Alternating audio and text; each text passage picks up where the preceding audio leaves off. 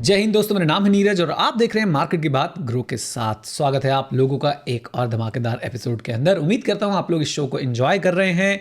कितने एपिसोड्स देखे मुझे ज़रूर बताइएगा कमेंट बॉक्स में। और अगर अभी तक आपने नए एपिसोड्स नहीं देखे हैं तो आई बटन में आप लोगों को प्लेलिस्ट का एक लिंक मिल जाएगा, जाइए और सारे एपिसोड्स को देखिए और सीखिए। आज के एपिसोड में हमारे साथ होने वाले हैं मिस्टर नील बुराटे। आइए जरा एक बार इनके बारे में बातचीत कर लेते हैं और फिर शुरू करते हैं आज का एपिसोड। मिस्टर नील ने सिम्बोयसिस इंटरनेशनल यूनिवर्सिटी से 2010 में एलएलबी करने के बाद यूनाइटेड किंगडम की यूनिवर्सिटी ऑफ बर्मिंघम से बीएससी इन इकोनॉमिक्स और इन्वेस्टमेंट्स एंड सिक्योरिटीज में डिप्लोमा परस्यू किया। इसके बाद उन्होंने रेप्यूटेड कंपनीज के साथ डिफरेंट कैपेसिटीज में काम किया, जैसे कि Dun and Bradstreet India, value research, rupee IQ और पैसा बाजार। 2019 में उन्होंने Indian financial daily Livemint को सीनियर कंटेंट प्रोड्यूसर की तरह ज्वाइन किया। आज नील को मिंट के साथ जुड़े 4 साल हो चुके हैं और वो वहां के पर्सनल फाइनेंस टीम को हेड करते हैं। नील ट्विटर और लिंक्डइन पे काफी इंसाइटफुल कंटेंट पोस्ट करते रहते हैं, जिन्हें इन्वेस्टर और मार्केट एक्सपर्ट्स काफी अप्रिशिएट करते हैं। तो दोस्तों उठा लीजिए अपनी पेन और कॉपीज और शुरू हो जाइए हमारे साथ मार्केट की बात के इस एपिसोड में विद नील बुराटे। हाय नील, कैसे हैं आप? Welcome to the show. I'm great. Thanks for inviting me, Neeraj. आज जो है ना एक स्पेशल एपिसोड रिकॉर्ड हो रहा है और स्पेशल एपिसोड की जो शुरुआत है हम लोग शुरू करना चाहेंगे अडानी एंटरप्राइजेस से या अडानी ग्रुप ऑफ जी ऑर्गेनाइजेशन से। अभी हम सबको बताया कि हिंडनबर्ग रिपोर्ट जो है वो पूरे मार्केट को उसने हिला के रख दिया है, राइट। एक रिपोर्ट ने पूरी मार्केट को हिला के रख दिया है। मेरा सबसे पहला सवाल ये कि कंपनी इंडिया की है, इन्वेस्टर्स इंडिया के हैं, लेकिन रिपोर्ट बाहर की है।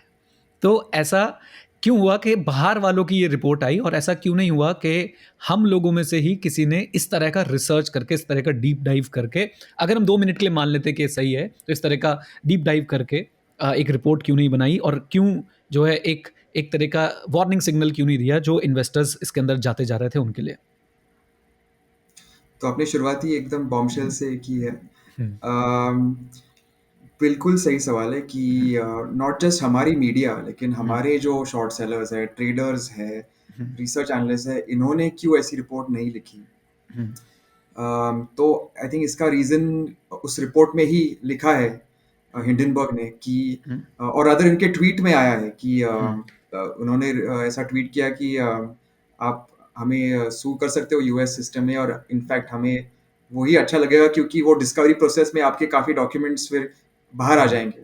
हम्म, तो कहीं पे हमारी लीगल सिस्टम जो है वो किसी को कॉन्फिडेंस नहीं दे रही कि हम्म, इतने पावरफुल कंपनी को अकाउंटेबल रख सकते हैं। एंड ये थोड़ा इंट्रोस्पेक्शन की बात है। हम्म, हम्म, राइट। तो मतलब आप ये कहना चाहते हैं कि अगर यहाँ पे कोई ऐसा करता भी तो उसे उतना सपोर्ट ना मिलता, शायद सिस्टम के माध्यम से उतना सपोर्ट ना मिल पाता। बिल्कुल, बिल्कुल। तो मैं मीडिया की एक्चुअली हम्म, थोड़ी बात करता हूँ। हम्म, मीडिया में क्या होता है कि एक तो हमारा फ़ोकस बहुत डेली न्यूज़ पे होता है। हिंडनबर्ग ने 2 साल लगाए इस रिपोर्ट को हम्म, क्रिएट करने में। हम्म, उतनी लग्ज़री ऑफ टाइम हमें नहीं मिलती, वैसा हम्म, स्ट्रक्चर नहीं है मीडिया का। हम्म, और दूसरी एक चीज़ है कि उनका काफ़ी रिसर्च एक्चुअली मीडिया पे ही बेस्ड है और इंडियन मीडिया पे बेस्ड है।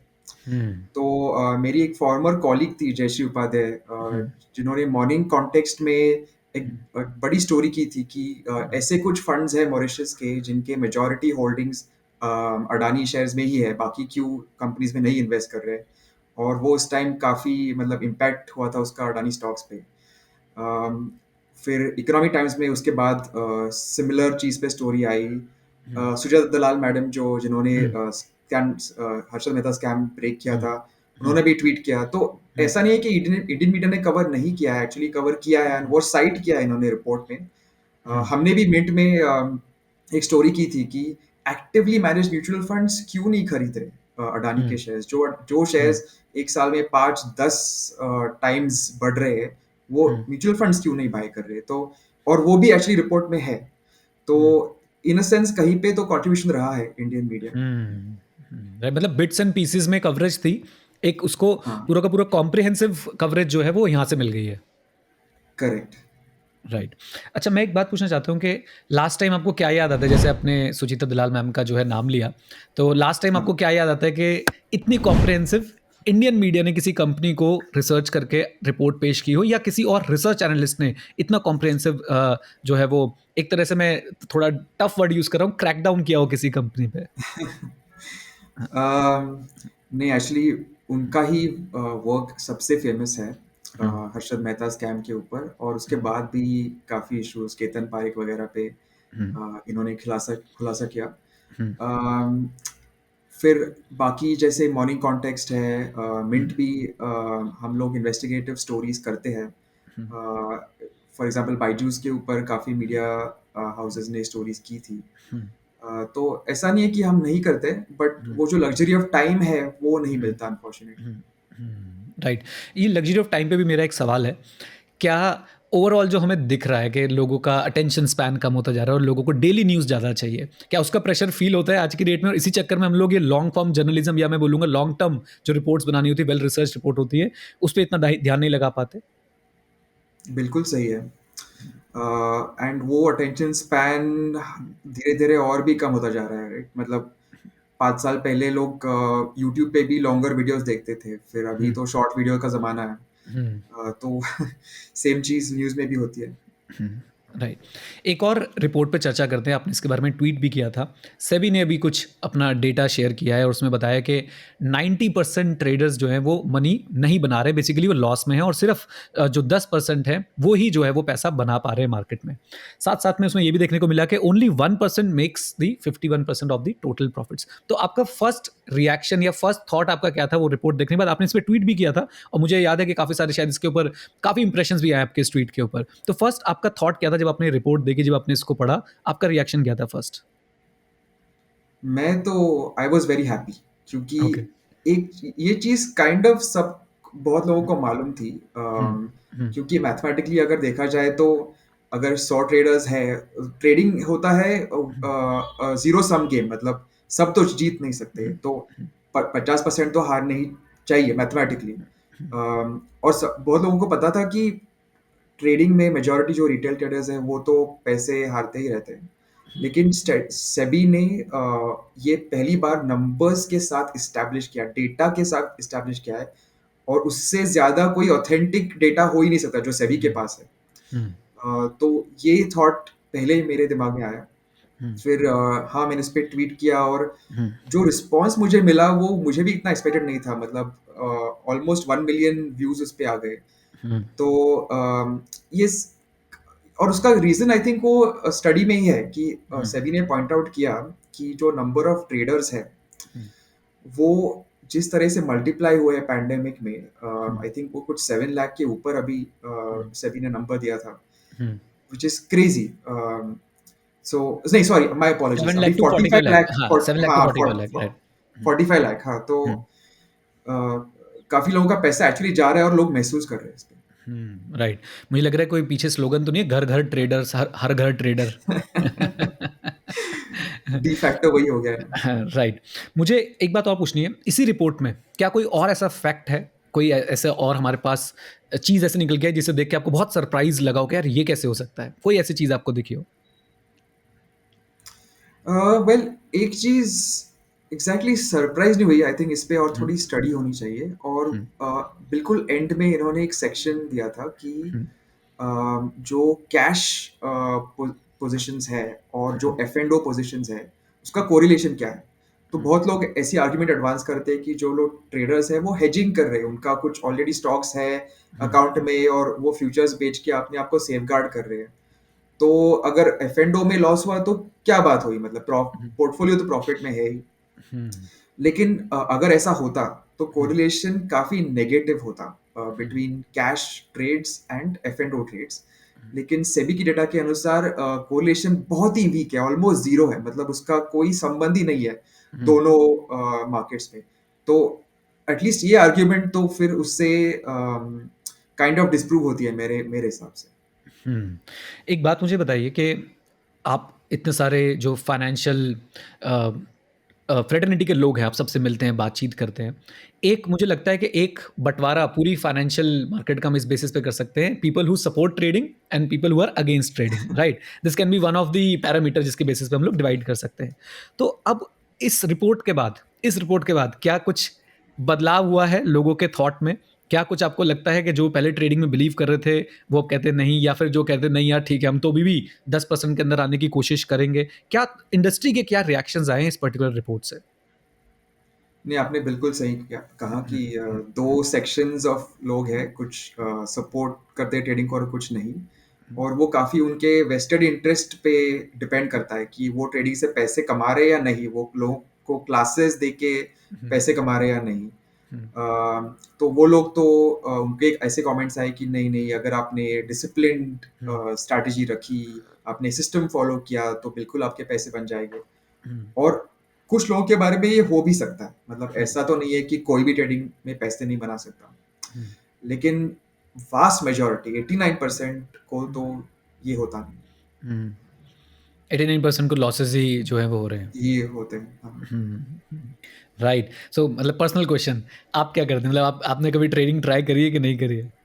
हाँ हाँ, मैंने इन द पास्ट काफी साल पहले ट्राई ट्राई की है, लॉस किया है, मैं उन 89% में ही हूँ। तो मैंने राइट। फिर वो लॉस करके छोड़ दिया। एक और इस समय मार्केट में काफ़ी ज़्यादा चीज़ जो चर्चा में रही, other than Adani and other than this SEBI report, वो था हमारे जो येस बैंक के 81 बॉन्ड्स थे। तो सबसे पहले मैं आपसे एक बेसिक आइडिया लेना चाहूँगा, एक रिटेल व्यक्ति जो है वो कैसे समझे व्हाट इज़ 81 बॉन्ड्स, अगर थोड़ा सा अगर आप समझा पाएँ तो?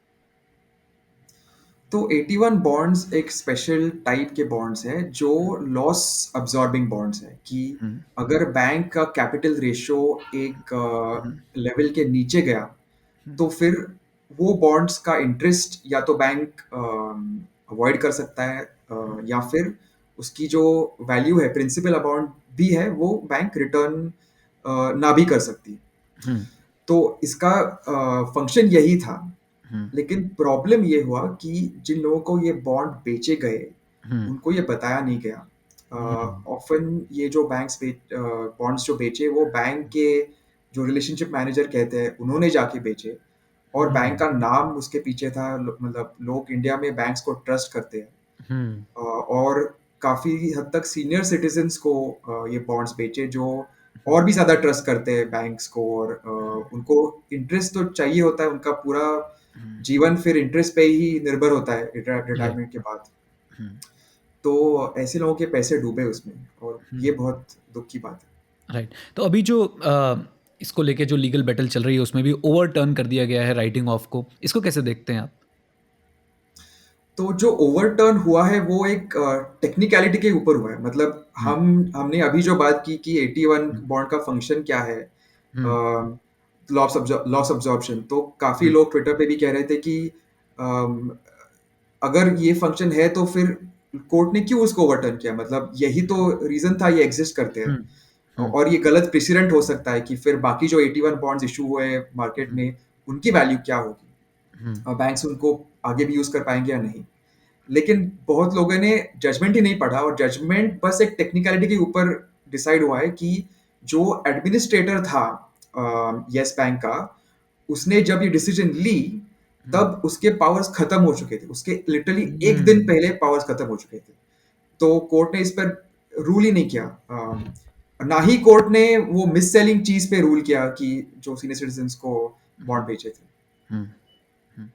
तो आपका कहना है कि ये टेक्निकैलिटी जो है प्रोसीजरल टेक्निकैलिटी के चलते जो है इस जी। कोर्ट का जो है वो डिसीजन आया है। तो क्या लगता है मतलब आगे चल के ये डिसीजन फिर रिवर्स भी हो सकता है? मतलब व्हाट डू यू थिंक? हाँ, आई थिंक चांसेस ज़्यादा है। हुँ, और मेरे हिसाब से हुँ, हमारे लीगल सिस्टम में कोई तो रेमेडी होनी चाहिए, हुँ, जो कंज्यूमर्स को इस तरह से मिस सेलिंग हुई है, उनके हुँ, लिए। तो इस केस में जो कंज्यूमर्स थे, जो इन्वेस्टर्स थे, सीनियर सिटीजन्स थे, इन्होंने कंप्लेंट्स की सेबी को, आरबीआई हुँ, को, सब हुँ, जगह उनको ऐसा रिस्पॉन्स आया कि ये तो सब जुडिस है, मतलब कोर्ट हुँ, में केस चल रहा है, हम क्या कर सकते हैं? तो वहाँ हुँ, से उनको कोई रिलीफ नहीं आया। तो फिर कोर्ट ने ही डिसाइड करना चाहिए कि इनके पैसे लौटाने चाहिए या नहीं। Right, right. आई थिंक दोनों ही तरफ से जो है इस समय मुझे लगता है कि फाइनेंशियल सिस्टम्स की जो क्रेडिबिलिटी है उस पे विश्वास उठेगा। अगर अगर वो बॉन्ड्स के पैसे नहीं दिए जाते तो भी विश्वास उठेगा। जैसा आपने बताया कि लोग बाग बैंक से बहुत बहुत फेथ करते हैं, स्पेसिफिकली सीनियर सिटीजन्स, उन्हें रिलेशनशिप मैनेजर, मुझे कहीं न कहीं ये वर्ड यूज़ करना पड़ा, सॉफ्ट टारगेट भी समझते हैं इस तरह के प्रोडक्ट्स के लिए, बिल्कुल। तो वहाँ पे वो आई थिंक क्वेश्चन उठता है। ग्रेट। सो आप एक एक खास सीरीज़ जो है आप करते हैं अपने मार्केट के एक्सपर्ट्स को लेके कि किसकी इन्वेस्टमेंट फ़िलॉसफ़ी या किसका इन्वेस्टमेंट स्टाइल क्या है, जैसे कि सौरभ मुखर्जी हो गए, राधिका गुप्ता जी हो गई, वो कैसे अपने जो हैं पैसों को इन्वेस्ट करते हैं। तो वैसे तो बहुत एक बड़ी ब्लेसिंग है, क्योंकि मैं भी बहुत सारे पॉडकास्ट करता हूँ, तो मेरे को भी बहुत सारे लोगों से बातचीत करने का मौका मिलता है, उनका थॉट प्रोसेस समझने का मौका मिलता है। मैं चाहूँगा कि आप क्या आपकी फाइंडिंग्स रही हैं इन इस पर्टिकुलर सीरीज़ से, जहाँ पे आपने फाइनेंशियल मार्केट के जो बड़े नाम हैं, उनसे जहाँ से आपने सीखा है कि वो अपना पैसा कैसे इन्वेस्ट करते हैं, आपकी सबसे बड़ी लर्निंग्स क्या रही हैं? तो पहली चीज़ कि एक कोई यूनिवर्सल फ़ॉर्मूला है नहीं। हुँ, हर एक्सपर्ट का, हर फंड मैनेजर का अलग ही पोर्टफ़ोलियो होता है, क्योंकि वो उनके जो गोल्स हैं, उनका रिस्क एपेटाइट है, उस पे डिपेंड होता है। हुँ, ब्रॉडली हम ये कह सकते हैं कि जो इक्विटी एलोकेशन उनके पोर्टफ़ोलियोज़ में होता है, वो हुँ, यूजुअली आम इन्वेस्टर से ज़्यादा होता है। हुँ, और उसके 2 रीज़न्स हैं। एक तो वो मार्केट से फ़ैमिलियर है, और दूसरी चीज़ काफ़ी उनमें से बहुत ही हाईली पेड है। तो जब आपके पास बहुत पैसा होता है, तब आप लगा सकते हो, आप रिस्क ले सकते हो। अगर आपकी सैलरी उतनी नहीं है, तो आप नहीं कर सकते हो। हुँ, राइट। तो तो दी ये एक दी ब्रॉड हुँ, चीज़ है। हाँ। Right. But what about the investing style? ये तो आपने एक पोर्टफोलियो के पॉइंट ऑफ व्यू से बता दिया और उनके हाई एक्सपोज़र के हिसाब से बना दिया। बट वो किस तरह के स्टॉक्स में या किस तरह के म्यूचुअल फंड्स में या किस तरह की स्कीम्स में ज़्यादा इंटरेस्टेड दिखते हैं? फॉर एग्ज़ाम्पल, क्या आप कोई आपको ऐसे व्यक्ति दिखे जो बोलते हो भाई मैं तो पैसिव में ज़्यादा खुश रहना चाहता हूँ, ऑल्दो ये शायद अपोजिट हो सकता है उनके लाइन ऑफ बिजनेस में, बट क्या कोई ऐसे लोग दिखे नहीं मैं स्मॉल कैप ज़्यादा जो है एक्सप्लोर करना चाहता हूँ या मैं लार्ज कैप ज़्यादा एक्सप्लोर करना चाहता हूँ, किस तरह का उनका इन्वेस्टिंग स्टाइल रहता है? जी। अम, तो ये भी बहुत इंटरेस्टिंग क्वेश्चन है, और ये बहुत पर्सनैलिटी के ऊपर डिपेंड होता है। तो जैसे प्रतीक ओसवाल है, जो हम्म, मोतीलाल ओसवाल के पैसिव फंड्स देखते हैं, हम्म, वो हम्म, खुद पैसिव फंड्स में नहीं इन्वेस्ट करते। ओके। और वो उन्होंने बोला, हमें ऑन रिकॉर्ड बोला। लेकिन मोस्ट रिसेंटली हमने डीएसपी म्यूचुअल फंड के हेड ऑफ पैसिव फंड्स हम्म, से हम्म, यही हम्म, बात की, हम्म, अनिल घेलानी। हम्म, और वो पैसिव फंड फंड्स में काफ़ी हद हम्म, तक इन्वेस्ट करते हैं, और उनका और भी एक इंटरेस्टिंग पॉइंट निकला कि वो उनका 50% जो इक्विटी एलोकेशन है, वो एनपीएस के थ्रू करते हैं। एनपीएस ऐसा प्रोडक्ट है जो हम्म, जो ज़्यादा कोई बात नहीं करता। हम्म, लेकिन ये बहुत ही लो कॉस्ट और हाईली, मतलब उसमें काफ़ी हिडन एडवांटेजेस है, लोगों को पता नहीं है, जो हम्म, अनिल गिलानी यूज़ करते हैं। हम्म, हम्म। तो अभी वैसे एनपीएस का जहाँ तक मुझे पता है, अब तो एनपीएस में एक रेगुलर व्यक्ति की एंट्री थोड़ी सी मुश्किल हो गई है। अनफॉर्चुनेटली सिस्टम ऐसा हुआ है कि हम्म, एनपीएस बेचने में किसी को कमीशन दिया जाता नहीं, और मतलब जो हम्म, दिया जाता है वो एकदम ही कम है। तो हम्म, अगर आप बैंक में आज जाओ और बोलो कि हम्म, एनपीएस में इन्वेस्ट करना है, तो पहले वो आपको इंश्योरेंस पॉलिसी बेच देंगे। हम्म, एनपीएस का कोई नाम नहीं लेगा। हम्म, हम्म, अ, तो ऐसा नहीं है कि ऑर्डिनरी इन्वेस्टर नहीं इन्वेस्ट करता है, कर सकता है, बिल्कुल कर सकता है, लेकिन सिस्टम आपको बहुत डिस्करेज करेगी। आपको खुद से इंसिस्ट हम्म, करना होगा कि नहीं, मुझे खोलना है अकाउंट, कुछ भी करके हम्म, खोलो। और उसका क्या मेजर एडवांटेज है, क्या हिडन एडवांटेज है, मैं अभी क्या बोल रहा हूँ कि हम्म, बेसिकली इक्विटी म्यूचुअल फंड में अगर आप म्यूचुअल फंड स्विच करते हो, रीबैलेंस करते हो, तो हर टाइम जब आप ये करते हो, तो आपको टैक्स भरना पड़ता है। राइट। एनपीएस में वो होता ही नहीं है। तो आप हम्म, समझो 30-40 साल की कंपाउंडिंग विदाउट टैक्सेशन, वाओ। ये एक्सट्रीमली पावरफुल एडवांटेज है। राइट। तो सबसे ज़्यादा इंटरेस्टिंग इस बात के अलावा आपको किसका इन्वेस्टिंग स्टाइल लगा और आपको लगा कि यार वाओ, ये तो बहुत ही अमेजिंग काम हो रहा है, अदर देन दिस जो एनपीएस वाली बात आपने बताई, इसको छोड़ के आपको सबसे ज़्यादा इंटरेस्टिंग किसका स्टाइल लगा? अम, एक मुझे याद है कि आशीष सोमैया, जो मोतीलाल ओसवाल के म्यूचुअल फंड के सीईओ थे, अभी वाइट ओक कैपिटल के वाइट ऑफ सीईओ कैपिटल। हैं। राइट। हाँ, तो पैंडेमिक के टाइम जब बहुत मार्केट्स में भी गिरावट हुई थी, और रियल एस्टेट में भी, कमर्शियल रियल एस्टेट में भी बहुत गिरावट हुई थी, क्योंकि लोग सोच रहे थे कि अभी वर्क फ्रॉम होम ही चालू हो गया, कौन जाएगा office.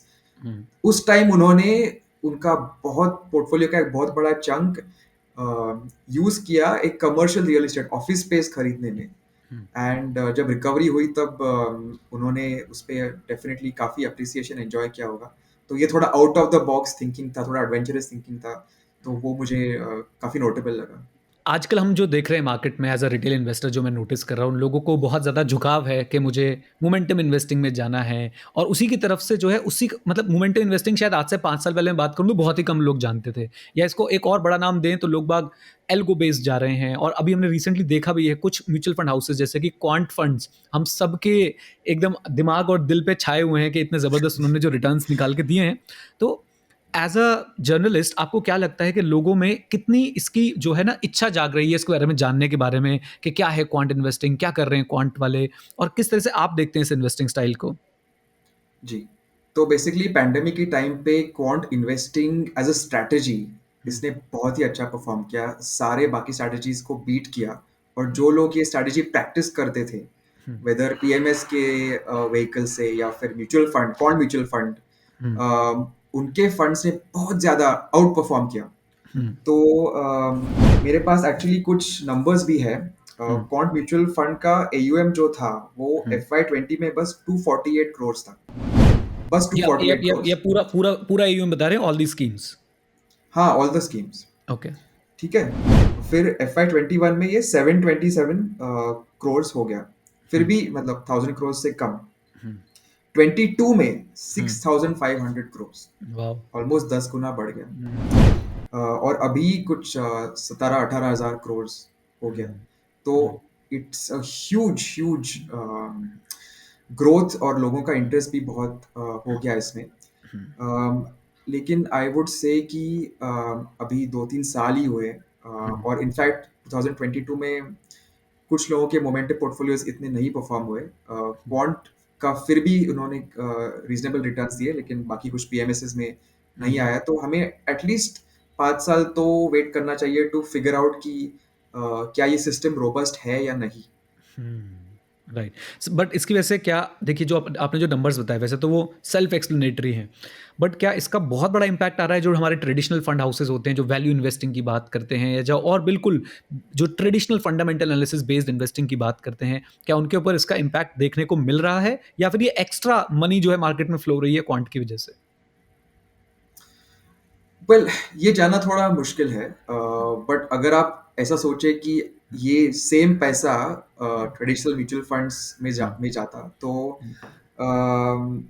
Clearly they have lost out. मतलब क्लियरली उनके पास वो नहीं गया, वो स्टैग्नेट हुए और क्वांट के पास गया। और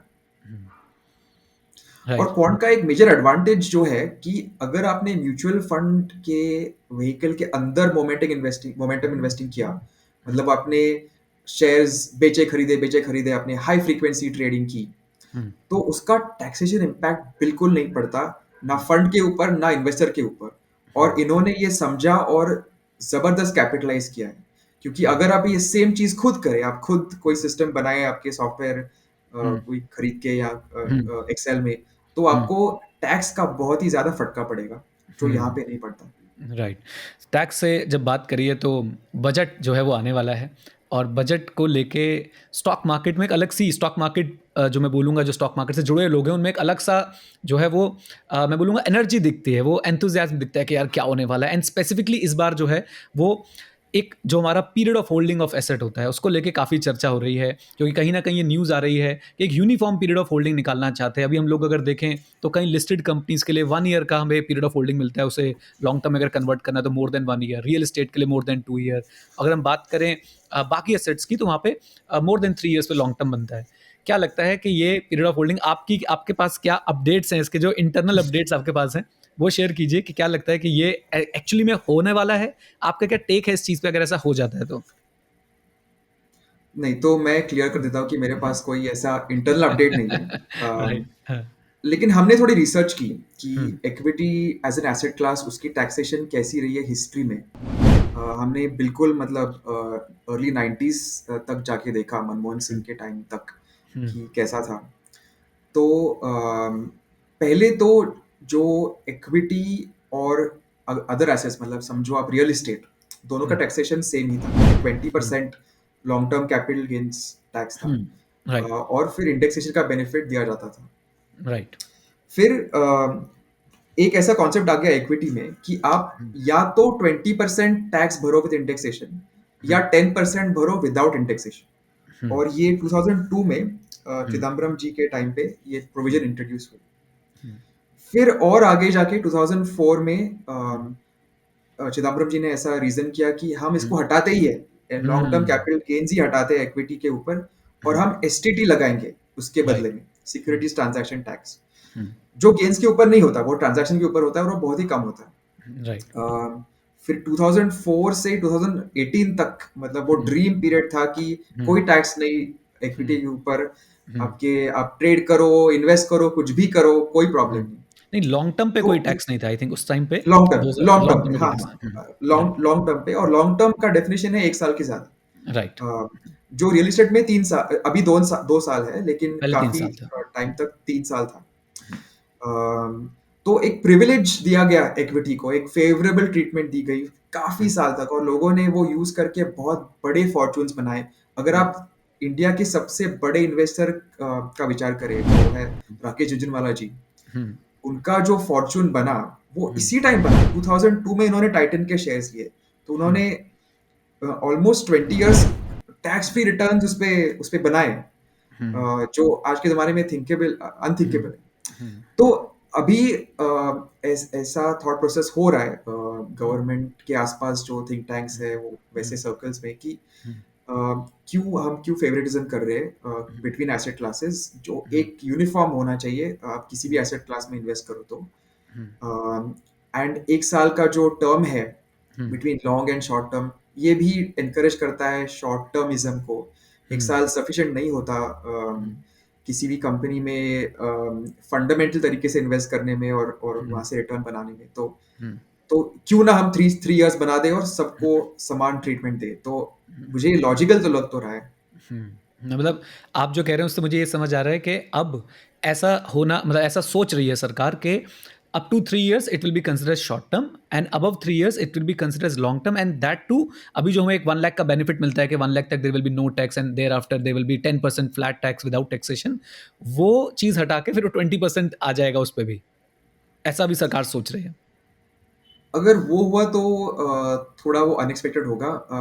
मुझे जो डिस्कशंस समझ में आया वो बस अभी वो टाइम पीरियड पे हुआ है कि शायद वो 1 ईयर का 3 ईयर कर ओके, दे, और ये जो 10 का 20 है वो शायद किसी अगले बजट में आ सकता है। Right, right. तो 1 ईयर की जगह 3 year and then after that वही जो भी हमारा चलता है सेक्शन 112 ए के अंदर कि up to 1 lakh nothing shall be taxable and above that 10% tax will be there. और वैसे मुझे भी लगता है कि देखो फेवरेटिज्म तो है, अगर मैं बात करूं सरचार्ज के रेट की, पता नहीं ये कितने कितने लोगों को ये चीज़ पिंच करती है, बट सरचार्ज का रेट अदरवाइज 37% तक जाता है, and when we talk about capital gains on equity shares specifically, तो वहाँ पे सिर्फ वो 15% तक रिस्ट्रिक्ट कर दिया जाता है। तो फेवरेटिज्म तो कहीं करेक्ट। ना कहीं इस एसेट क्लास के पास है ही। ग्रेट। बजट की और बात करते हैं। क्या हम, मतलब आपको क्या लगता है, अच्छा पहले तो इसी इसी क्वेश्चन में वापस आते हैं कि जो भी हम ये 1 2 3 देख रहे हैं, आपको क्या लगता है how the market will look after it, कि भाई क्या कैसा हुआ है, ये क्या हुआ, इसका कैसा इंपैक्ट आया, कुछ नेगेटिव पॉजिटिव समझ आता है? क्योंकि मैं क्वेश्चन क्यों पूछ रहा हूँ, क्योंकि 2018 में भी ना इस तरह की घबराहट थी, जब वो अरुण जेटली साहब ने बोला था कि ग्रैंड फादरिंग कर देंगे और 1 फरवरी की फेयर मार्केट वैल्यू लेंगे, उसके हिसाब से जो है वो कैपिटल गेन्स वगैरह निकलेंगे। तो एक घबराहट थी, लेकिन कोई ऐसा मुझे बहुत बड़ा इंपैक्ट नजर नहीं आया कि सबने अपने शेयर्स बेच दिए और सब बाहर निकल के आ गए हों। क्या आपको इस बात का इम्पैक्ट लगता है कि मार्केट इसको पॉजिटिवली या नेगेटिवली कुछ देखने वाली है? शॉर्ट टर्म थोड़ा नेगेटिव इम्पैक्ट हो सकता है। इनफैक्ट 2018 में भी शॉर्ट टर्म कुछ दिनों के लिए था, हम्म, मार्केट नीचे आ ही गया था। हम्म, लेकिन आपका बिल्कुल सही कहना है कि लॉन्ग टर्म में इतना डिफरेंस तो नहीं पड़ेगा, क्योंकि इक्विटी की जो कंपाउंडिंग पावर है वो, आप टैक्स बढ़ा भी दो तो वो कोई चेंज नहीं होती। राइट। सो इस पे एक क्वेश्चन और निकल के आता है। एक तरफ हम लोग डेटा शेयर करते रहते हैं कि यूएस में देखो 50% हाउस होल्ड्स का पार्टिसिपेशन है म्यूचुअल फंड में, इंडिया में 5% लोगों का पार्टिसिपेशन है, और एक तरफ हम कहीं ना कहीं टैक्सेशन को एज अ टूल यूज करके एक लेमैन को तो डिस्करेज कर रहे हैं ना, कि भाई अब आपके ऊपर जो है 3 साल आपको वेट करना पड़ेगा, उसके बाद जो है आप इक्विटीज में आ सकते हैं। तो क्या ये दोनों थॉट्स कॉन्ट्राडिक्टरी लगते हैं? That's a very good point, क्योंकि हाँ, हमारा पार्टिसिपेशन बहुत ही कम है। लेकिन आप देखो तो इंडिया की per capita income 1.5 lakhs a year है, right? उतनी कम है। हम्म, तो 1 लाख का तो टैक्स फ्री अमाउंट है ही हर साल। तो हम्म, गवर्नमेंट के हिसाब से आप देखें तो मतलब ऐसा तो कोई प्रो प्रो रिच इसमें हो ही नहीं रहा है। Right. Okay, let's hope for the best कि बजट क्या लेके आता है स्टॉक मार्केट्स के लिए। अच्छा, एक एक सवाल और भी मेरे पास मन में, एक रिटेल इन्वेस्टर के पॉइंट ऑफ व्यू से, क्या बजट पे इतना फोकस एक मार्केट पार्टिसिपेंट को करना भी चाहिए as far as the taxation and the long term things are concern? देखिए, एक इंडस्ट्री स्पेसिफिक चीज़ है, वो अलग है, वो डेफिनेटली करना चाहिए, लेकिन as far as the taxation is concern, तो क्या उस पर इतना फोकस हमें करना चाहिए? बिल्कुल नहीं। क्योंकि दो चीज़ें हैं, एक तो गवर्नमेंट का काफ़ी सारा जो एक्सपेंडिचर होता है जैसे कि इंटरेस्ट पेमेंट्स या सैलरीज एंड पेंशन्स, ये तो पहले से ही कमिट हो चुकी है। मतलब ये बजट में उसका कुछ चेंज ज़्यादा कर नहीं सकते। और अगर आप टैक्स रेट्स भी देखें हिस्ट्री के हिसाब से तो इतना चेंज होता नहीं है। हमारी जो आज की सिस्टम है रफली 10 20 30, अभी 5% रेट भी है, लेकिन ब्रॉडली 10 20 30 का जो सिस्टम है वो लेट 90s में चिदम्बरम जी का जो ड्रीम बजट था 1997 उस टाइम से चला आ रहा है, तो ज्यादा फर्क नहीं होता बजट में। राइट। सो एक क्वेश्चन और बजट के आसपास लेते हैं। क्या आपको लगता है कि मेन हाइलाइट्स होने वाले हैं इस बजट के? क्या एक्सपेक्टेशन है आपकी, क्योंकि आप इस इतने समय से जो हैं फाइनेंस से जुड़े हुए हैं, तो आपकी क्या एक्सपेक्टेशन है? आपको क्या चीज़ें लग रही है गवर्नमेंट जिन पे फोकस करेगी, या जिन चीज़ों को भी गवर्नमेंट इग्नोर करेगी? आई थिंक ब्रॉडली दो एक्सपेक्टेशंस हैं। एक तो जो हमने कैपिटल गेन्स की बात की, कि शायद उसका जो ईयर है और टाइम पीरियड है लॉन्ग टर्म के लिए वो 1 से 3 साल करेंगे। दूसरी चीज़ जो न्यू रेजीम इंट्रोड्यूस हुई थी कि एक सिंप्लीफाइड रेजीम की अगर आप एग्जेम्पशंस नहीं लेते हो, एटीसी नहीं लेते हो, एनपीएस नहीं लेते हो, तो आपके टैक्स स्लैब्स ही कम हो जाएंगे। आप न्यू रेजीम में आ सकते हो। उसका ज़्यादा पिकअप हुआ नहीं है, तो उसको ज़्यादा फेवरेबल बनाने के लिए शायद वहाँ पे कुछ रेट्स कम कर सकते हैं। बट मेरा मेरा पर्सनल थॉट है उस न्यू रिजीम पे। सो मुझे वो लगता है कि वो तो अगर एज इट इज़ तो पिकअप नहीं हो पाएगा, क्योंकि उसमें आपने ऑलमोस्ट हर बेनिफिट, एंड सबसे बड़ा बेनिफिट मुझे लगता है सैलरीड एम्प्लॉय जो है वो देखता है हाउस प्रॉपर्टी के इंटरेस्ट की डिडक्शन को और उसके लॉस के सेट ऑफ करने को आगे, राइट? आई थिंक वो बेनिफिट जो छीन लिया, वो बेनिफिट सबसे ज़्यादा जो है वो पिंच करता है, and let's hope for the best, जैसे आपने बोला कि उसको पिकअप करवाने के लिए कुछ खास सरकार करेगी। उसको मैं और एक पॉइंट ऐड करूंगा कि हम्म, पीपीएफ का भी मतलब बहुत जो लोग पीपीएफ करते हैं वो तो 15 साल के लिए करते हैं, तो वो थोड़ी ना छोड़ेंगे न्यू रेजिम के लिए। Right, right. नील, आप मिंट में पर्सनल फाइनेंस को हेड करते हैं, राइट? और बहुत सारे आपने इसके आसपास पर्सनल फाइनेंस के लिए आपने स्टोरीज करी है, बहुत सारे लोगों से आपने बातचीत करी है, और बहुत, मैं बोलूँगा, डिफरेंट डिफरेंट बैकग्राउंड के लोगों से आपने बातचीत करी है। तो मैं आज आपको एक केस स्टडी देता हूँ, और उसमें से हम लोग जो है फिर क्वेश्चंस करेंगे और देखेंगे आपका जो इतना सारा विजडम है इतने सालों का, वो हम एक्सट्रैक्ट कर पाएँ उस केस स्टडी से। तो मान लीजिए एक एक 26 साल का एक प्रोफेशनल है, let it be IT professional, और कोई भी एक यंग क्वालिफाइड जो है व्यक्ति है, उसकी salary approximately 70 to 80,000 rupees per month है, एंड वो एक टीयर 2 सिटी के अंदर रहता है। शादी अभी नहीं हुई है और बहुत सारी रिस्पॉन्सिबिलिटीज़ नहीं है। तो ऐसे व्यक्ति को माइंड में रखते हुए मेरे पास कुछ सवाल हैं, उनके फाइनेंसिस को हम लोग प्लान करने की कोशिश करते हैं। कितना अमाउंट जो है वो एज अ रेंट अफोर्ड कर सकता है व्यक्ति? तो ये बहुत इंडिविजुअल स्पेसिफिक चीज़ है, पर्सन से पर्सन तक डिपेंड करता है, लेकिन एक रूल ऑफ थंब होता है कि 25% ऑफ सैलरी से ज़्यादा रेंट तो होना नहीं चाहिए। अगर ईएमआई है तो काफ़ी फाइनेंशियल प्लानर्स कहते हैं कि नहीं, आप और थोड़ा कर सकते हो, 1/3 तक कर सकते हो, क्योंकि ईएमआई में आप एसेट बिल्ड कर रहे हो, आप आपकी घर की वैल्यू उसमें भी आप धीरे धीरे बढ़ बढ़ जाती है। लेकिन रेंट जो है वो एक प्योर एक्सपेंडिचर है, तो वो तो 25% से ज़्यादा होना अच्छी बात नहीं है। राइट। इसमें मेरा ना, मतलब, एक बड़ी आपने फाइट भी देखी होगी ट्विटर पे और बाकी सारे पर्सनल फाइनेंस ब्लॉग्स पे, रेंटिंग वर्सेस बाइंग। तो इस 27 साल 26 साल के व्यक्ति के लिए आप क्या गाइडलाइन देंगे अपने एक्सपीरियंस से रेंटिंग वर्सेस बाइंग की फाइट को? तो एक मेजर इशू होता है बाइंग में कि स्पेशली आज के लेबर मार्केट में कि आप एक जगह से काइंड ऑफ लॉक हो जाते हो, और फ्लेक्सिबल होना आज के ज़माने में बहुत ही इम्पोर्टेंट है। दूसरी चीज़ ये है कि अगर हम अपने पेरेंट्स की बात देखें, मतलब 20 30 साल पहले, तो उनके पास ज़्यादा दूसरे ऑप्शंस थे ही नहीं रियल एस्टेट के अलावा। आज का जो वेल रेगुलेटेड स्टॉक मार्केट है, म्यूचुअल फंड इंडस्ट्री है, वो कुछ नहीं था। आज वो बहुत सारे ऑप्शंस है, इक्विटी फास्टर ग्रो भी करता है। तो अपार्ट फ्रॉम जो खुद के लिए एक घर खरीदना हो, एक घर खरीदना हो, हम्म, उससे ज़्यादा हाउसिंग में इन्वेस्ट करना मेरे हिसाब से डज नॉट मेक सेंस। और जो खुद का भी घर लेना हो, हम्म, वो बहुत ही सोच समझ के लेना चाहिए, क्योंकि ये जो मैंने पहले पॉइंट बोला कि हम्म, फिर आप उस जगह से लॉक इन हो जाते हो। मतलब आप कहीं हम्म, और गए तो फिर वहाँ का मेंटेनेंस देखना, वहाँ का हम्म, लाइट बिल भरना, प्रॉपर्टी टैक्स देखना, ये आपकी जिम्मेदारी लाइफ टाइम भर रहती है। हम्म, हम्म। राइट। सो मतलब लॉन्ग टर्म डिसीजन है और बहुत सोच समझ के डिसीजन लिया जाए। अगर आपको सारे आपके थॉट प्रोसेस मैच हो रहे हैं कि भाई घर बाय कर लेना चाहिए और यहाँ पे आप रहने के बारे में सोचें, तो बाय कर लेना चाहिए। उसमें ज़्यादा थॉट्स उस केस में नहीं देने चाहिए, अगर आपको मोबिलिटी का इशू नहीं है तो। ग्रेट। जी। एक ना, हमेशा हम लोग जब बड़े हो रहे थे तो हम सुनते थे रोटी कपड़ा और मकान। तो मुझे ऐसा लगता है कि अब रोटी कपड़ा मकान और इंश्योरेंस, आई थिंक अपना लाइफ इंश्योरेंस और हेल्थ इंश्योरेंस ये मस्ट हो गया है। तो ऐसे ही व्यक्ति को, इसी व्यक्ति को आप इंश्योरेंस के बारे में क्या गाइड करेंगे कि किस तरह का हेल्थ इंश्योरेंस, क्या सिर्फ ऑफिस के हेल्थ इंश्योरेंस पे डिपेंडेंट रह सकता है, या लाइफ इंश्योरेंस में भी किस तरह की जो इसको पॉलिसीज जो है वो लेनी चाहिए? तो पहले मैं लाइफ की बात करता हूँ। हम्म, अगर इस व्यक्ति के डिपेंडेंट्स नहीं है, फाइनेंशियल डिपेंडेंट्स नहीं है, तो लाइफ हम्म, इंश्योरेंस लेना उनके लिए सेंस नहीं करता। वो बस हम्म, वेस्ट हो जाएगा प्रीमियम। हम्म, और डिपेंडेंट्स है भी, तो हम्म, बस टर्म इंश्योरेंस लेना चाहिए। टर्म इंश्योरेंस वो इंश्योरेंस होता है जो कोई फिक्स्ड अमाउंट आपको पे आउट नहीं करता कुछ साल बाद। हम्म, अगर आप सरवाइव करते हो उस पीरियड तक, तो हम्म, आपको कोई अमाउंट मिलता नहीं है, लेकिन हम्म, इसके बदले उसकी जो कॉस्ट होती है वो बहुत ही कम होती है। हम्म, जो एक्चुअल इंश्योरेंस बेचते हैं इंश्योरेंस एजेंट्स, वो अलग इंश्योरेंस होता है, वो एंडाउमेंट इंश्योरेंस कहते हैं। और उसमें एक एक कुछ साल बाद आपको कुछ पैसे भी मिलते हैं अगर आप सरवाइव भी करते हो।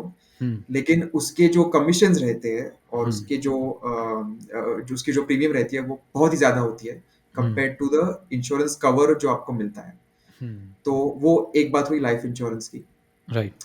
अ, फिर हेल्थ इंश्योरेंस पे आते हैं। हेल्थ इंश्योरेंस में ऑफिस के ऊपर डिपेंडेंट रहना ये बहुत ही रिस्की चीज़ है, क्योंकि हम्म, अगर आपका जॉब छूट गया तो आपका हेल्थ इंश्योरेंस कवर भी जाता है। फिर उस टाइम आपको कुछ हुआ हम्म, अनफॉर्चुनेटली, तो वो आपको फाइनेंशियली भी काफ़ी हार्डशिप में डाल सकता है। तो हम्म, खुद की एक पॉलिसी होना ये बहुत ही इंपॉर्टेंट है। हम्म, राइट। जैसे आपने अभी रेंट के बारे में बताया कि एक रूल ऑफ थंब कि भाई 25% से ज़्यादा नहीं होना चाहिए। What is the rule of thumb for saving, कि भाई इतना पैसा तो हमने कट करके अलग से रखना ही रखना है, बाद में इन्वेस्ट कहाँ करेंगे वो देख लेंगे, बट सेविंग कितना परसेंट जो है as a rule of thumb होना चाहिए? तो ये भी काफ़ी डिपेंड करता है कि आपकी सैलरी कितनी है और आपके गोल्स कितने हैं। लेकिन जैसे आपने कहा कि रूल ऑफ थंब क्या हो सकता है, तो हम्म, 25% ऑफ सैलरी हम्म, उतना तो होना ही चाहिए। हम्म, क्योंकि अगर आप हमारे पेरेंट्स की बात देखें तो उनके ज़माने में गवर्नमेंट जॉब्स मेनली थे, हम्म, उनके पेंशन्स फिक्स थे। हम्म, अभी हमें तो हमारा ही सेविंग्स उस पे ही डिपेंड होना है जब हम रिटायर करेंगे। Right, right. अच्छा, एक चीज़ मेरे मन में और आ रही है, ये इससे हट के है, ज़्यादा नंबर्स पे फोकस करना चाहिए वाइल इन्वेस्टिंग या बिहेवियर पे ज़्यादा फोकस करना चाहिए वाइल इन्वेस्टिंग? 100% बिहेवियर। क्योंकि बिहेवियर। नंबर्स तो मतलब किसी फंड के रिटर्न्स आपने देखे कि अरे हम्म, एकदम 50% है, 70% है, चलो उसमें इन्वेस्ट करते हैं। हम्म, या कोई स्टॉक्स हम्म, 10 गुना हो जाता है तो चलो उसमें डालते हैं।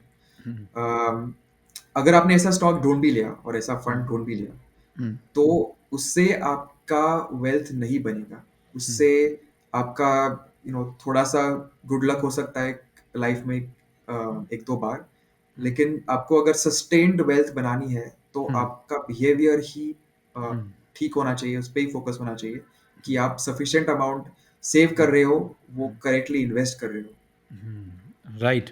ओके। ऐसे ही व्यक्ति की जिसकी अभी हम बात करते हुए आ रहे थे, आपने बताया कि 25% मिनिमम सेविंग होनी चाहिए। And what do you suggest, मतलब इतने सारे केस स्टडीज करने के बाद, इतने सारे लोगों से बातचीत करने के बाद, what is the right percentage जो इक्विटी की तरफ एलोकेट करना चाहिए? हम लोग वो थंब रूल सुनते रहते हैं, एज माइनस आपका वो मतलब 80 माइनस एज या 60 माइनस एज वाला फॉर्मूला हम लोग सुनते रहते हैं, राइट? तो उसके हिसाब से आप चलते हैं या आपका कुछ और इस पे थॉट प्रोसेस है?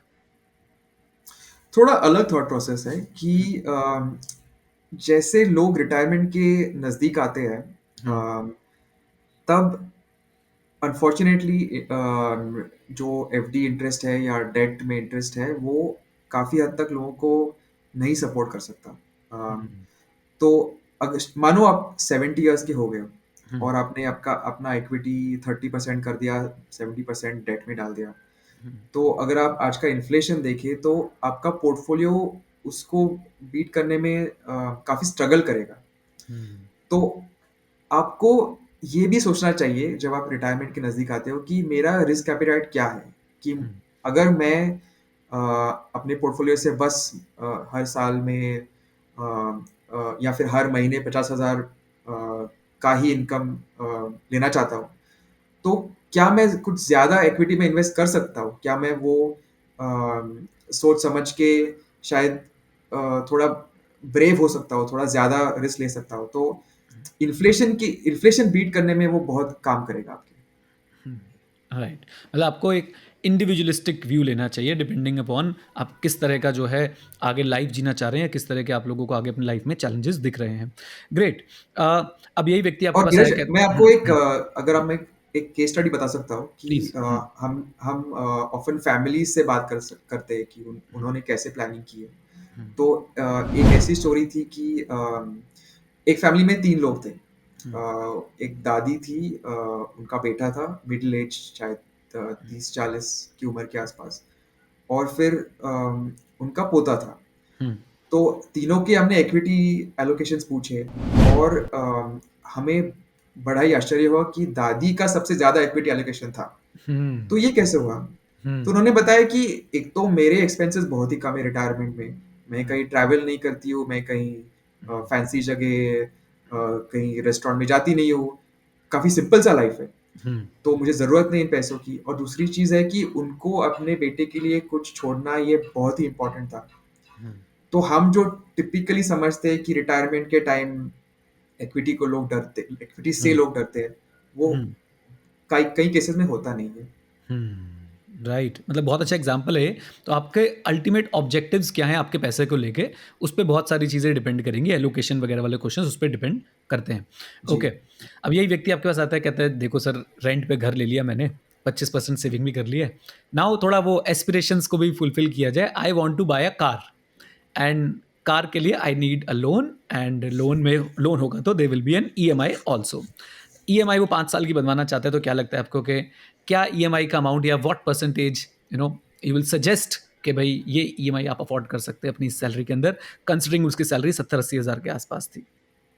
जी। तो इसमें भी एक रूल ऑफ थंब होता है हम्म, कि आपका जो ईएमआई है वो 10% से ज़्यादा होना नहीं चाहिए, और हम्म, लोन जो है हम्म, कार का वो 4 ईयर से ज़्यादा होना नहीं चाहिए। राइट। 4 ईयर से ज़्यादा का नहीं होना चाहिए, एंड 10% आपने बताया कि 10% से ज़्यादा बड़ी ई एम आई जो है वो नहीं होनी जी। चाहिए। ओके। अब सब कुछ आ गया है, घर भी आ गया है, राइट, उसके बाद सेविंग भी हो गई है, उसके बाद गाड़ी भी आ गई, अब शादी करने का विचार जो है वो बन रहा है, राइट।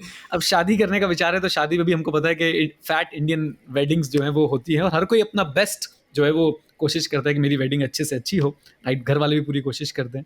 सो वेडिंग बजट के बारे में क्या कहना चाहेंगे आप? अच्छा, मतलब ये personal question, what do you think about कि बड़ी फैट इंडियन वेडिंग्स और सिंपल वेडिंग? हमने एक्चुअली इस पे एक स्टोरी की थी रिसेंटली। ओके। हमने लोगों को पूछा कि आप क्या कर हुँ, रहे हो हुँ, आपकी वेडिंग हुँ, के बारे में। हुँ, तो मेजॉरिटी जो रिस्पॉन्सेज आए वो लोगों ने कहा कि हमारे पेरेंट्स ने हुँ। उसकी फंडिंग की है, तो हमें तो फिक्र ही नहीं है। तो आज के ज़माने में भी parents bank of mother and father अस्तित्वत है, वही हाँ, करते हैं। हाँ, राइट। लेकिन जो लोग खुद खुद के पैसों से अपना वेडिंग फंड कर रहे हैं, या फिर हुँ, उनके पेरेंट्स को भी कुछ गाइडेंस चाहिए कि हुँ, कितना इस पे खर्च करें, तो मैं समझता हूँ कि अगर उसके लिए लोन लेना हो तो उसका भी ईएमआई 10% से ज़्यादा नहीं होना चाहिए। Hmm, right. मतलब is it a good decision to take a loan to एक अच्छी गाला वेडिंग करने के लिए एक लोन लेना? अभी मैं तो बिल्कुल नहीं मानता हूँ इसमें, मतलब हाँ, अगर मेरा व्यक्तिगत राय पूछे तो हुँ, it's a very bad decision, लेकिन हुँ, हर एक का एक अलग आउटलुक होता है, तो कुछ लोग हुँ, लेते हैं लोन इसके लिए। राइट। ऐसे व्यक्ति को जिसकी सैलरी अगेन 70-80,000 के आसपास है, क्या इसे फाइनेंशियल सर्विसेज़ लेने के लिए फाइनेंशियल एडवाइज़र्स के पास जाना चाहिए, या this person should take his or her calls herself or himself? क्या लगता है आपको? आइडियली स्पीकिंग फाइनेंशियल एडवाइजर के पास जाना चाहिए, लेकिन जो हमारे कंट्री की रियलिटी है हम्म वो ऐसी है कि हमारे कंट्री में बस 1300 फाइनेंशियल एडवाइजर है। हम्म मतलब और इस वजह से वो बस उन लोगों को सर्व कर पाते हैं जिनके पास करोड़ों रुपए हैं इन्वेस्ट करने के लिए। अम, तो ऐसी सिचुएशन में आपके पास बस दो तीन ऑप्शंस ही होते हैं। या तो बैंक का रिलेशनशिप मैनेजर आपके घर पे आएगा, वो हम्म आपको कोई इंश्योरेंस पॉलिसी बेच के चला जाएगा कमीशन हम्म लेके। हम्म या फिर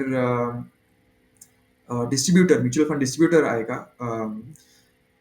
और कुछ डिस्ट्रीब्यूटर्स हैं जो बहुत ही अच्छा काम कर रहे हैं, उसमें कोई डाउट नहीं है। लेकिन आपको at this level of income अगर आप खुद से कुछ ऑनलाइन रिसर्च कर सकते हो, कुछ अच्छे पोर्टल से गाइडेंस ले सकते हो, तो आप बिल्कुल खुद से इन्वेस्टिंग कर सकते हो, उसमें कोई दिक्कत नहीं है। और डरना नहीं चाहिए, ये कोई आइंस्टाइन वाली चीज़ नहीं है। थोड़ा पढ़ के आप समझ सकते हो। राइट। ओके। एक और ट्रेंड जो मैंने पिछले 2-3 साल में ऑब्जर्व किया है, अब तो बहुत फास्ट आया है, स्मॉल केस या पीएमएस। ये आज की डेट में मुझे लगता है कि सब्स्टिट्यूट बनते जा रहे हैं म्यूचुअल फंड हाउसेस के, right? And people are also showing a good response, they are going toward small case. Small case आज की डेट में मूवीज़ के आगे भी ऐड करने लग गया है, और बहुत अच्छे से ये जो अपनी मार्केटिंग भी कर रहे हैं, और बहुत लोग इंटरेस्ट भी दिखा रहे हैं, बहुत लोग स्मॉल केस में इन्वेस्ट भी कर रहे हैं। सेम पीएमएस का नाम भी अगर हम बात करें तो आज से 5 साल पहले इतना ज़्यादा डिस्कस होता ही नहीं था, बट आज की डेट में हम लोग पीएमएस के बारे में काफ़ी डिस्कशन करते हैं। तो डू यू थिंक कि ये एक कंपटीशन दे रहे हैं कहीं ना कहीं म्यूचुअल फंड हाउसेस को? बिल्कुल दे रहे हैं। और इसका रीज़न थोड़ा बहुत ये भी है कि म्यूचुअल फंड्स एक बहुत रेगुलेटेड एंटिटी है। फॉर एग्जांपल वो किसी भी कंपनी में 10% से ज़्यादा उनका पोर्टफोलियो डाल नहीं सकते। हम्म तो अगर आपकी बहुत हाई कन्विक्शन है किसी सेक्टर पे या किसी ग्रुप ऑफ कंपनीज से पे, फॉर एग्जांपल अगर टाटा ग्रुप पे आपकी बहुत कन्विक्शन है, तो आप म्यूचुअल फंड के जरिए से नहीं कर सकते हो वो वाला पोर्टफोलियो में इन्वेस्ट। जो स्मॉल केस में कुछ पोर्टफोलियो मैनेजर्स ऑफर करते हैं या फिर पीएमएस में भी ऑफर करते हैं। लेकिन एक प्रॉब्लम ये होता है दोनों स्मॉल केस और पीएमएस में, कि टैक्स जो लगता है वो हर एक ट्रांजैक्शन पे, जब आपकी गेन, कैपिटल गेन रियलाइज होती है, मतलब आप प्रॉफिट्स बुक करते हो या आपका हम्म मैनेजर प्रॉफिट्स बुक करता है, तो हम्म आपको टैक्स भरना पड़ता है। म्यूचुअल हम्म फंड जब अपने अंदर अंदर ट्रेडिंग करता है और प्रॉफिट्स बुक करता है, तब किसी को टैक्स नहीं लगता, ना म्यूचुअल फंड को ना आपको, जब तक आप बेचते नहीं हो आपकी यूनिट्स को। हम्म राइट। सो ये एक काफ़ी बड़ा मेरे ख्याल से डिफरेंशिएटिंग फैक्टर हो सकता है जो इन्वेस्टर्स को ध्यान में रखना चाहिए। बिल्कुल। राइट, मतलब कहीं ना कहीं टैक्स इंटरप्ट्स दी कंपाउंडिंग। 100%। और दूसरी ये चीज़ है कि जो मैंने अभी बोला कि स्मॉल केस या पीएमएस आपको एक कॉन्सेंट्रेटेड बेट देने का चांस आपको उपलब्ध करेगा। उसका डाउन साइड भी है कि उसमें रिस्क बहुत ही ज़्यादा है। आपने अगर 3 या 4 ही कंपनीज में इन्वेस्ट किया है, तो आपके चांसेस आपका काफ़ी हद तक पैसा लूज करने में वो काफ़ी बढ़ जाता है। राइट। सो आपको फ्यूचर में क्या लग रहा है, मतलब आप इतने सारे लोगों से अगेन इंटरेक्ट करते हो, इतना सारा आप इस मार्केट को स्टडी करते हो, सो डू यू थिंक कि future is going towards the small cases and PMS, और साथ साथ में क्या इन्वेस्टर्स को इसके बारे में बहुत ज़्यादा सोचना चाहिए, वो ट्रेडिशनल म्यूचुअल फंड से भी अपने गोल्स अचीव कर सकते हैं? For the vast majority of investors आपके गोल्स ट्रेडिशनल म्यूचुअल फंड से आप रियलाइज कर पाएंगे। हम्म um, बस कुछ कैटेगरीज ऑफ इन्वेस्टर्स है जो काफ़ी जानकार है फाइनेंशियल मार्केट्स के बारे में, जिनको एक कॉन्सेंट्रेटेड बेट लेना है कि बस यही 4 कंपनीज मेरे लिए अपना वेल्थ बनाएगी। उनके लिए स्मॉल केस या पीएमएस ठीक है।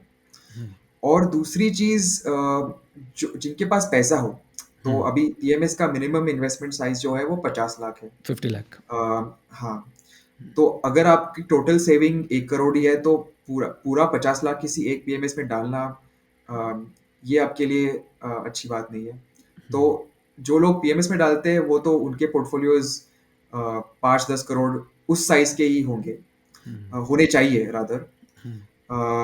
और उसके फीस भी ज़्यादा हो सकते हैं। तो पीएमएस में दोनों मैनेजमेंट फ़ी भी आ सकती है और परफॉर्मेंस फ़ी भी आ सकती है कि हम्म। मान लो किसी साल में पीएमएस ने 12% रिटर्न दिया, तो उस पे परफॉर्मेंस फ़ी लग सकती है कि 2% फिर पीएमएस मैनेजर को मिलेगा ओवर एंड अबव जो मैनेजमेंट फ़ी होती है, जो आपके टोटल कॉर्पस पे लगती है। राइट, मेरे मतलब म्यूचुअल फंड में बेसिकली जो ये एक्सपेंस रेशियो होता है उसके ओवर एंड अबव वो प्रॉफिट का शेयर भी अपने पास रख हाँ, लेते हैं। हाँ, राइट। करेक्ट। हाँ, म्यूचुअल फंड का भी बता रहे थे प्लीज। हाँ, तो म्यूचुअल फंड में जो एक्सपेंस रेशियो होता है वो बहुत ही ज़्यादा रेगुलेटेड है। जैसे-जैसे फंड का साइज़ बढ़ता है, वैसे म्यूचुअल फंड का जो मैक्सिमम एक्सपेंस रेशियो अलाउड है, वो कम होते जाता है, सेबी के रूल्स के अनुसार। तो इसलिए म्यूचुअल फंड बहुत ही कॉस्ट इफेक्टिव व्हीकल है, जो पीएमएस और स्मॉल केस नहीं बन सकता। राइट, सो जो आपने बहुत अच्छी बात एक बोली कि वास्ट मेजॉरिटी ऑफ जो इन्वेस्टर्स हैं उनको म्यूचुअल फंड बड़े आराम से जो है वो टेक केयर कर सकते हैं, एड्रेस कर सकते हैं। एंड जो थोड़े कॉन्सेंट्रेटेड बेट्स लेना चाहते हैं या जो कॉन्सेंट्रेटेड इन्वेस्टिंग करना चाहते हैं, आई थिंक वो पीएमएस की तरफ देखें और स्मॉल केस की तरफ, एंड स्पेसिफिकली जिनके पोर्टफोलियो साइजेस बड़े हैं वो पीएमएस की तरफ जी। जाएं, एक छोटे पोर्टफोलियो साइज के साथ आप वहाँ पे ना जाएं। ग्रेट। ओके, आप म्यूचुअल फंड के बारे में बहुत कुछ लिखते भी हैं, बहुत कुछ आप बातें भी करते हैं, तो आपके पता नहीं मैं टॉप बोलूं या फेवरेट बोलूं, तो आपके टॉप या फिर आपके कुछ फेवरेट फंड हाउसेस कौन से हैं और क्यों हैं, उसके उसके कारण भी मैं जानना चाहूंगा। आप मुझे पिटवाओगे? देखिए, थोड़ा सा अ, तो पता चलना चाहिए ना हमें कि भाई जो जो व्यक्ति सारा दिन म्यूचुअल फंड के बारे में सोचता है उसको क्या अच्छा लगता है। हम्म। जी। तो एक तो मिंट 20 करके एक लिस्ट होती है जो हम हम्म। हर हफ्ते पब्लिश करते हैं। ये हमारा हम्म। रिसर्च किया हुआ एक हम्म। सबसेट है ऑफ म्यूचुअल हम्म। फंड्स जो हम कहते हैं कि आप इनको पहले देखो। हम्म। अम, अगर मेरा व्यक्तिगत इस पे चॉइस देखे तो मुझे दो फंड हाउसेस काफ़ी पसंद है। हम्म। एक तो डेट में ईडलवाइस म्यूचुअल फंड ने काफ़ी अच्छा काम किया है। जो भारत बॉन्ड ईटीएफ सीरीज़ है, बहुत ही लो कॉस्ट में आपको डेट फंड में इन्वेस्ट करने का चांस देती है। हम्म। उनका एक्सपेंस रेशियो हम्म। 0.003% है, मतलब ना हम्म। के बराबर है। हम्म। और वो पीएसयू बॉन्ड्स में इन्वेस्ट करता है वो ईटीएफ। तो वो क्रेडिट रिस्क जो होता है कि कोई हम्म। कंपनी आपका पैसा ही वापस नहीं करेगी, वो तो हम्म। बहुत ही कम होता है, ना के बराबर, क्योंकि पीएसयूज तो गवर्नमेंट की होती है। हम्म। तो ये बड़ा अच्छा ऑप्शन है। और ये जो ईटीएफ्स है वो एक पर्टिकुलर डेट पे मैच्योर होते हैं। तो आपको अगर कोई गोल है मन में कि इस 5 साल तक इन्वेस्ट करना है, तो आप ऐसा ईटीएफ ढूंढ सकते हो भारत बॉन्ड में जो उसके उस टाइम के अराउंड मैच्योर हो रहा हो। हम्म। तो ये एक चीज़ हुई डेट में। फिर हम्म। इक्विटी में मैं समझता हूँ कि पराग पारिक म्यूचुअल फंड ने काफ़ी एक स्ट्रॉन्ग परफॉर्मेंस दिखाया है, और उनकी जो सिस्टम है, जो जो एनालिसिस है, वो भी काफ़ी रोबस्ट हुई है। वो यूएस स्टॉक्स में इन्वेस्ट करने लगे एक टाइम पे जहाँ कोई भी इंटरेस्टेड नहीं था। जब हम्म। इंडिया में पूरी वेव चल रही थी, तब उस टाइम से वो यूएस स्टॉक्स में इन्वेस्ट करते रहे हैं, अभी भी हम्म। करते हैं। खैर, अभी तो सारे म्यूचुअल फंड्स के ऊपर एक सेबी आरबीआई का लिमिट लगा हुआ है कि वो अभी हम्म। फ्रेश पैसा नहीं डाल सकते यूएस स्टॉक्स में। हम्म। लेकिन जब भी वो लिमिट लिफ्ट हो जाएगा, तब तब उनका वो भी जो एक्सपर्टीज है यूएस स्टॉक्स पिक करना और यूएस स्टॉक्स में इन्वेस्ट करना, वो हम्म। भी फंड को हेल्प करेगा। तो राइट। ये कोई किसी को एडवाइस नहीं है, लेकिन हम्म। मेरे पर्सनली जो मुझे दो इंटरेस्टिंग अच्छे हम्म। फंड हाउसेस लगते हैं, वो ये दोनों हैं। राइट। ग्रेट। आपने बात करी अभी फिक्स इनकम की, हमने कहीं पे चर्चा करी थी, डेट, आप भारत बॉन्ड के बारे में बता रहे थे। तो अभी जो करंटली इंटरेस्ट रेट्स हम लोग देख रहे हैं, इंटरेस्ट रेट्स काफ़ी हाई हैं। इस तरह के मार्केट में जब इंटरेस्ट रेट हाई होते हैं, तो क्या डेट फंड्स की तरफ हमें कैसे देखना चाहिए, क्या अप्रोच होनी चाहिए पोर्टफोलियो में, हमें उन्हें इस समय इंक्लूड करना चाहिए, एक्सक्लूड करना चाहिए, किस तरीके से देखते हैं आप? बिल्कुल। तो आई थिंक जो इंडिया की इंटरेस्ट रेट्स, अगर आप हिस्ट्री देखें, तो हम्म। 6 to 8% का बैंड रहा है पिछले 10-15 साल में। हम्म। तो और अभी के जो 10 ईयर गवर्नमेंट बॉन्ड्स है, वो 7.5% के आसपास है। हम्म। तो वो अपर बैंड के नज़दीक है, लोअर बैंड से ज़्यादा अपर बैंड के नज़दीक है। तो मैं समझता हूँ कि काफ़ी फेवरेबल हुआ है रेट एनवायरनमेंट, और आप इस चीज़ को लॉक इन कर सकते हो हम्म। इसी टारगेट मैच्योरिटी टाइप फंड जैसे भारत बॉन्ड है उसके उसके जरिए कि अगर आप वो फंड की मैच्योरिटी तक आपका इन्वेस्टमेंट होल्ड करोगे तो आपको उस फंड के यील्ड के आसपास ही रिटर्न मिलेगा। अगर उस फंड का यील्ड मान लो आज 7.5% है तो उसके पास ही आपको रिटर्न मिलेगा। ऐसा नहीं है कि कुछ गारंटी है इसमें, लेकिन इस फंड का जो डिजाइन है वो काफी हद तक इंश्योर करता है कि इस यील्ड के आसपास ही आपका रिटर्न आएगा। Right, great. अब क्योंकि आप अगेन पर्सनल फाइनेंस पे बहुत कुछ पढ़ते हैं, लिखते हैं, और एक एक और वेव आई थी, कोविड वेव तो हमारे पास आई थी, उसके साथ एक और वेव आई थी, वो थी क्रिप्टो वेव। और क्रिप्टो वेव के अंदर अगर मैं बात करता हूँ तो bitcoin, if I am not wrong, आज की डेट में $17,000 के आसपास का चल रहा है। और काफ़ी सारे लोगों ने इंडिया में उसमें जब एंट्री ली थी वो 20,000 या उससे भी ऊपर के पॉइंट पे जो है वो चल रहा था। और हम सब ने देखा कि जो हमारे पास्ट बजट्स आए हैं उस पर कैसा स्टैंड लिया है गवर्नमेंट ने, आरबीआई ने कैसा स्टैंड लिया है, जो कि मैं बोलूँगा कि बहुत ही नेगेटिव स्टैंड लिया है। तो अब आपको क्या लग रहा है कि क्रिप्टो करेंसीज इंडिया में कैसा आगे जो है वो फेयर करने वाली हैं, कैसे चलने वाली हैं? पहला थॉट तो यही मैं जानना चाहता हूँ कि आपको क्या लग रहा है, और आप जब लोगों से मिलते हैं तो डू यू फाइंड कि उन्होंने भी क्रिप्टो करेंसी में इन्वेस्ट कर रखा है? तो अब वो क्या सोच रहे हैं, उनके थॉट प्रोसेस अब बदले हैं कि नहीं बदले, मैं ये जानना चाहता हूँ। तो इसमें मज़ा ये है कि अगर मैंने 1 साल पहले किसी से पूछा होता तो वो बड़े पब्लिक में बताते थे कि मेरे पास बिटकॉइन है या कोई क्रिप्टो है।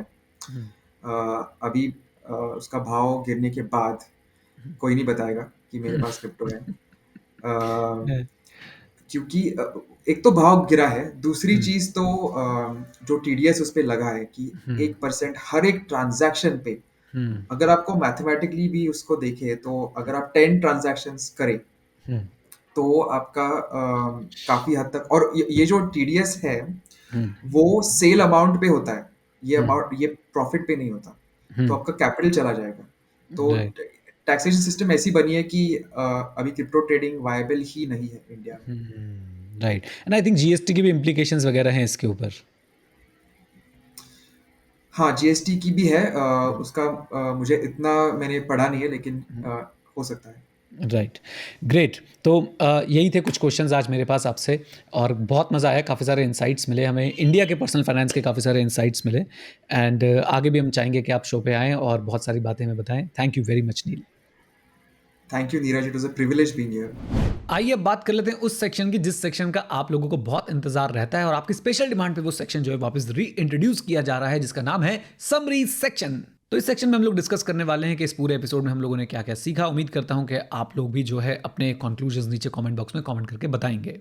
सबसे पहली बात, हमने मीडिया के बारे में जो एक जानकारी प्राप्त की कि मीडिया को इतना सपोर्ट जो है सिस्टम से नहीं मिलता है। और दूसरी बात हमने ये देखी कि मीडिया आज की डेट में डे टू डे जो चीज़ें हो रही होती हैं उन पर ज़्यादा फोकस रखता है rather than doing a long term research story.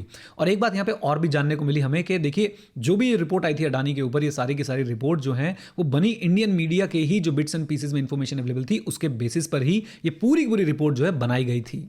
एक खास बात हमने देखी कि ट्रेडिंग जो है अल्टीमेटली एक जीरो सम गेम है, यानी कि यहाँ पे एक जीतेगा तो एक का हारना जो है वो बहुत ज़्यादा ज़रूरी है, और इसलिए जो है ऐसा बोला गया कि भाई ट्रेडिंग से जो है हमें दूर रहना चाहिए। जब हमने 81 बॉन्ड्स के बारे में बातचीत करनी शुरू करी तो नील का कहना ये था कि कोई ना कोई रेमेडी ज़रूर होनी चाहिए यहाँ पे उन लोगों के पास जिनको मिस सेल कर दिए जाते हैं ऐसे प्रोडक्ट्स जिनके बारे में रिटेल इन्वेस्टर्स को प्रॉपर नॉलेज नहीं होती है, और उसकी वजह से उनको होता है नुकसान। एक बात हमने यहाँ पे और जानी कि एनपीएस अपने आप में एक बहुत अच्छा प्रोडक्ट है, लेकिन उसको बेचने के लिए या उसको सेल करने के लिए बहुत कम कमीशन या बहुत कम रेवेन्यूज के अंदर इन्वॉल्व है, इसलिए लोग उसको ज़्यादा पिच इन नहीं करते हैं। अदरवाइज एनपीएस टैक्स को डेफर करने के लिए और कंपाउंडिंग को अनइंटरप्टेड फ्लो कराने के लिए बहुत ही ज़बरदस्त प्रोडक्ट है। हमने क्वांट इन्वेस्टिंग के बारे में बातचीत करी तो इनका कहना था कि क्वांट इन्वेस्टिंग जो है काफ़ी एफिशिएंट वे है। अगर आप इसे म्यूचुअल फंड के थ्रू इसमें इन्वेस्ट करते हैं तो आप काफ़ी ज़्यादा जो है वो टैक्स सेविंग कर सकते हैं। लेकिन अभी कुछ भी इस पर कमेंट करना कि ये बहुत ही ज़्यादा कामयाब है नहीं, ये डिपेंड करता है कम से कम 5 से 6 साल का रिजल्ट जब हमारे पास होगा उस एनालिसिस के बेसिस पे हम लोग जो है बोल पाएंगे कि ये एक सक्सेसफुल स्ट्रैटेजी है या नहीं। एक इंसाइट हमें ये भी मिली कि मार्केट में इस तरह की खबरें चल रही हैं कि जो लॉन्ग टर्म कैपिटल एसेट माना जाता है इक्विटी शेयर होल्डर्स को 1 साल के बाद, वो पीरियड जो है वो चेंज हो सकता है, और अब ऐसा हो सकता है कि इनको बिल्कुल इक्वल कर दिया जाए बाकी सारे लॉन्ग टर्म एसेट्स के साथ, यानी कि इनको भी हम लॉन्ग टर्म तभी मानेंगे जब 3 साल से ज़्यादा का पीरियड निकल जाएगा, यानी कि दे will be considered long term only when the period of holding exceeds 3 years, that is 36 months। एक काफ़ी इंटरेस्टिंग इनसाइट हमें ये भी पता चली कि रिटेल इन्वेस्टर्स को बजट को लेकर ज़्यादा परेशान नहीं होना चाहिए, स्पेसिफिकली ऐसे बजट में जहाँ पे टैक्स में कोई बहुत ज़्यादा चेंजेस नहीं आने वाले हैं, स्पेसिफिकली ऐसे बजट में जहाँ पे सारी चीज़ें जो है वो प्री डिसाइडेड हैं और एक कॉमन मैन के लिए बहुत सारी चीज़ें मैक्रो लेवल पे तो शायद मिल सकती हैं, लेकिन माइक्रो लेवल पे कोई बहुत ज़्यादा इंपैक्ट उसके हम पर नहीं आएगा। फिर हमने पर्सनल फाइनेंस के कुछ क्वेश्चंस पे जब चर्चा करी तो कुछ थंब रूल्स निकल के आए, जैसे कि रेंट जो है आपके 25% ऑफ सैलरी से ज़्यादा नहीं होना चाहिए, और जो ईएमआई अगर आप लोग पे कर रहे हैं, आपने अगर घर बाय किया है तो 1/3 ऑफ योर सैलरी से ज़्यादा नहीं होनी चाहिए। और एक बहुत ही अमेजिंग इनसाइट मुझे मिली कि वो ये कि जब आपके पास कोई डिपेंडेंट नहीं है तो आपको लाइफ इंश्योरेंस लेने का कोई फायदा नहीं है, अदरवाइज आप अपना प्रीमियम जो है वो वेस्ट कर रहे हैं। एंड यस, जब आपके पास डिपेंडेंट है तो लाइफ इंश्योरेंस के नाम पर सिर्फ आपको टर्म इंश्योरेंस लेना चाहिए, जिसमें आपको प्योर इंश्योरेंस मिलता है, ना कि उसे इन्वेस्टमेंट के साथ मिक्स करके बेचा जाता हो। कार लोन्स की बात करें तो आपकी टोटल सैलरी का 10% मैक्सिमम जो है वो ईएमआई होना चाहिए, और आपका जो मैक्सिमम टेन्योर होना चाहिए that should be 4 years. Small cases and PMS के केस में जब हमने इसको कंपैरिजन किया म्यूचुअल फंड के साथ, तो ये बात निकल के आई कि देखिए स्मॉल केस और पीएमएस बहुत कम लोग हैं, बहुत कम इन्वेस्टर्स हैं जिनको उनके पास जाना चाहिए। अदरवाइज ज़्यादातर इन्वेस्टर्स अपनी सारी की सारी वेल्थ क्रिएशन या इन्वेस्टिंग की नीड्स को जो है वो एक टिपिकल म्यूचुअल फंड इंस्ट्रूमेंट से सेटिस्फाई कर सकते हैं। रीजन बीइंग, स्मॉल केस में एक तो आप लोगों के पास फ्लेक्सिबिलिटी कम होती है, टैक्सेशन ज़्यादा होता है, और पीएमएस का अगर आप बेंचमार्क देखें तो कम से कम 50 लाख रुपए आपको इन्वेस्ट करने पड़ते हैं, जो कि हर इन्वेस्टर के पास प्रेजेंट नहीं होते हैं। साथ साथ में यहाँ पे एक टैक्स की डिफरमेंट नहीं होती इन पर्टिकुलर केसेस के अंदर, जो आपको देखने को मिल जाएगी बहुत आसानी से म्यूचुअल फंड के अंदर, कि आप लोग जब तक खुद नहीं बेचेंगे तब तक म्यूचुअल फंड कितना ही चर्न करता रहे, वहां पे कोई टैक्स इंप्लीकेशंस जो है वो नहीं आते हैं। उम्मीद करता हूं आपने इस एपिसोड को एंजॉय किया तो वीडियो को लाइक कर दीजिएगा, चैनल पर नहीं तो इसे सब्सक्राइब करके जाइएगा। मार्केट की बात के सारे एपिसोड सुनने के लिए स्पॉटिफाई पे जरूर लॉग इन कीजिएगा और हमारे एपिसोड्स को जरूर सुनिएगा। और किसको देखना चाहते हैं अगले एपिसोड, मुझे कमेंट बॉक्स में कमेंट करके बताइएगा। तब तक के लिए thank you very much, stay connected, stay head, जय हिंद। और हाँ मित्रों, सीखते रहें, क्योंकि सीखना शुरू तो जीतना शुरू। Bye bye and take care, God bless you all.